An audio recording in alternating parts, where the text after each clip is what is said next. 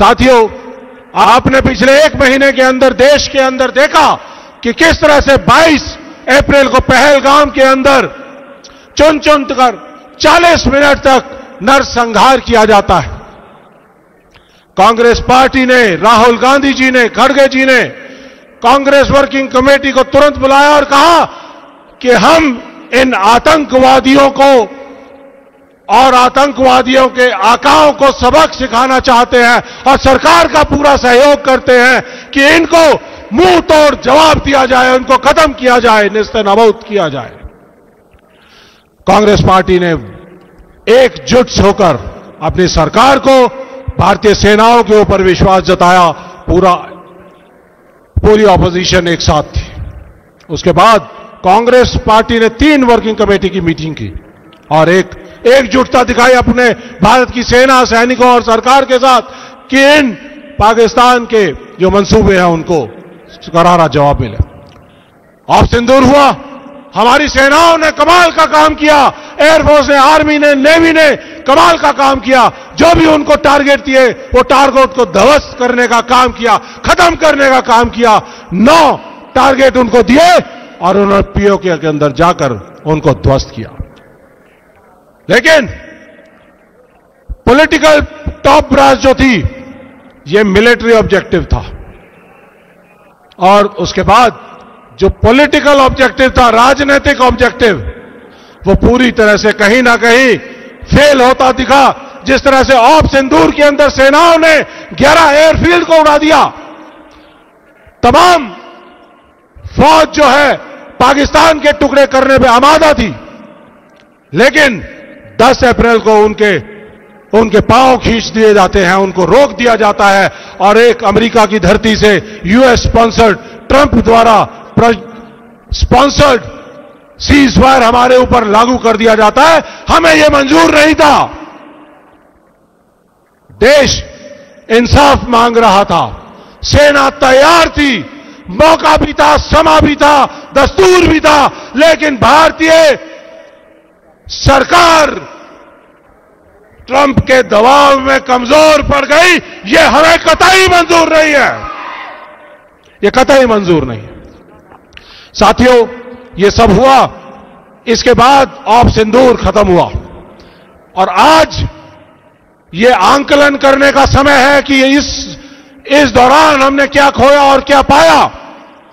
तो सही बात है कि आगे के लिए हमें लेसन्स भी लेने पड़ेंगे और उसके लिए कुछ सवाल हैं जो हमें पूछने पड़ेंगे और एक जिम्मेदार विपक्ष, ऑपोजिशन होने के नाते पूछना हमारा अधिकार है और आपका भी अधिकार है। 146 करोड़ लोगों का अधिकार है कि पहलगाम की घटना क्यों हुई। 40 मिनट तक वहां पर कोई पुलिस नहीं थी, पोस्ट नहीं थी, सिपाही नहीं था, पिकेट नहीं थी, कोई रीइंफोर्समेंट नहीं थी। 1.5 घंटे तक कोई सहयोग करने के लिए, साथ देने के लिए और उन लोगों को हॉस्पिटल पहुंचाने के लिए नहीं आया। क्यों नहीं आया? और वो 4 आतंकी कहां है, यह भी सवाल है, आज तक पता नहीं। और जिस तरह से पुलवामा के, पठानकोट के हमलों के बाद के जो आतंकवादी थे, उनका कोई आज तक पता नहीं चला, कोई अकाउंटेबिलिटी नहीं है, कोई जिम्मेदारी नहीं है मिनिस्ट्री ऑफ होम की, इंटेलिजेंस ब्यूरो की। और जो इंटेलिजेंस फेलियर हुआ है उसकी कौन जिम्मेदारी लेगा? इस जिम्मेदारी को अमित शाह का, मिनिस्ट्री ऑफ होम को लेनी पड़ेगी। ये हम 146 करोड़ लोग डिमांड करते हैं, कांग्रेस पार्टी पूछना चाहती है। और साथियों, हम ये भी पूछना चाहते हैं कि आपने 17 अप्रैल को मोदी जी की यात्रा होनी थी, वहां पर श्रीनगर में सिक्योरिटी कारणों से उसको रोक दिया गया और उसके 5 दिन बाद पहलगाम हुआ। इसका मतलब यह है कि आपके पास इंटेलिजेंस इनपुट थी, लेकिन आपने जमीन पर नहीं दी, जिसकी वजह से हमें नुकसान उठाना पड़ा। सवाल पूछा जाएगा, जिम्मेदारी लेनी पड़ेगी। फौज में किसी गलत कोई घटना हो जाती है तो कोर्ट मार्शल होता है। क्या ये लेफ्टिनेंट गवर्नर जे.एंड.के जो जिम्मेदारी थी जिनकी सिक्योरिटी की, क्या उसका कोर्ट मार्शल हुआ? क्या मिनिस्ट्री ऑफ होम के किसी अधिकारी का कोर्ट मार्शल हुआ? क्या इंटेलिजेंस ब्यूरो के, आईबी के, रॉ के चीफ का किसी का कोर्ट मार्शल हुआ? क्या अमित शाह जी का इस्तीफा हुआ? होना चाहिए था। आपकी डिमांड है।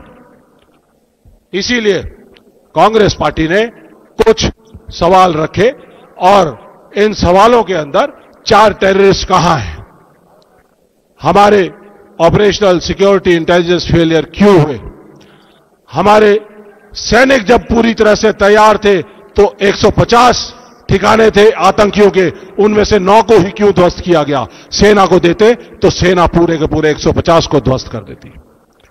और आपने आज इंदिरा गांधी जी ने 1971 में पाकिस्तान के अगर 2 टुकड़े किए थे तो आज हमारी सेनाएं ताकत रखती थी कि पाकिस्तान के 5 टुकड़े कर सकती थी, लेकिन मोदी जी आपने यह भी होने नहीं दिया। सवाल है और इसका जवाब देना पड़ेगा आपको।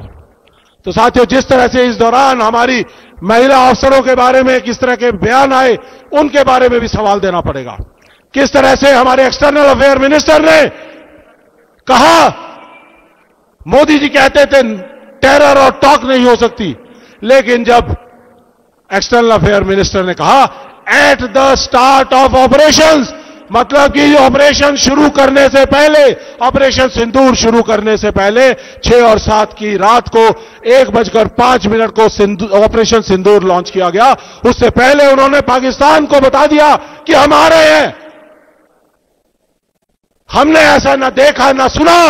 इसका जवाब देना पड़ेगा कि कितने हमारे लोगों का, जब हमारे सैनिकों का कितना नुकसान हुआ, हमारी सेनाओं का कितना नुकसान हुआ। इसकी जवाबदेही तय करनी पड़ेगी, जवाबदेही तय करनी पड़ेगी। तो साथियों, बहुत सारे सवाल हैं।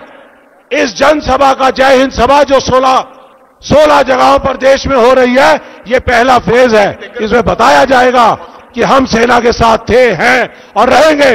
जब कभी भी सेना कोई भी ऑपरेशन करेगी तो हम करेंगे, उनके साथ देंगे, सरकार का भी साथ देंगे, लेकिन सरकार जो दबाव में आती है उस सरकार का साथ नहीं देना चाहिए।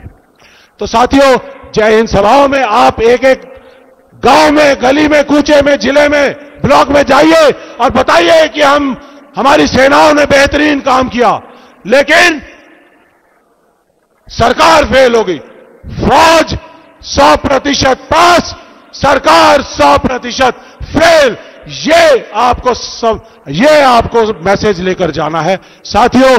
इसी से सभी जगह जाकर एम्बेसडर बनकर ये बातें बताइए, लेके जाइए, तिरंगे की मान सम्मान करिए, फौजियों का मान सम्मान करिए। ये है इस जय हिंद सभा का उद्देश्य। ये पहला फेज है। पूरे देश में हम जाएंगे और गांव-गांव में जाएंगे और कांग्रेस पार्टी का पूरा अगले साल भर का पूरा प्रोग्राम है हर जगह पहुंचने का, बड़े बड़े लीडर्स का हर जगह पहुंचने का। बहुत बहुत धन्यवाद, आपने यहां पर मौका दिया। जय हिंद साथियों, बहुत बहुत धन्यवाद। मेरे साथ एक नारा मैं बोलूंगा, सेना के सम्मान में। आप बोलेंगे कांग्रेस मैदान में, सेना के सम्मान में, सेना के सम्मान में, हमारे तो साथ है, सेना के सम्मान में। जय हिंद, जय हिंद, जय हिंद, जय तेलंगाना, जय तेलंगाना, जय तेलंगाना।